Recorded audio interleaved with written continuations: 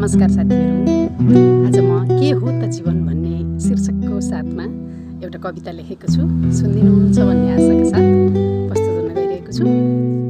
तिमी जितेर नि थाक्यौ, तिमी जितेर नि थाक्यौ, तर म हारेर नि थाक्न सकिनँ। तिमी हासिल गरेर पनि मुस्कुराउन सकेनौ, तर म प्राप्त नगरे पनि मुस्कुराउन छोडिनँ।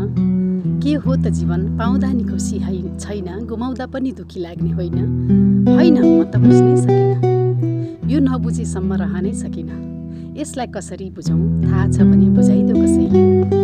आखिर हार जित न जिन्दगी रहेछ, कहिले जित्दाको उमङ्ग, कहिले गुमाउँदाको पीडा रहेछ। यही उमङ्गमा रमाउन सक्ने भए बल्ल हुन्थे दङ्ग। यही उमङ्गमा रमाउन सक्ने भए बल्ल हुन्थे दङ्ग। धन्यवाद। कस्तो लाग्छ कमेन्ट्स गरिदिनु होला, लाइक गरिदिनु होला भन्ने आशाका साथ यहाँहरू माझ प्रस्तुत गर्न गरेको छु। धन्यवाद।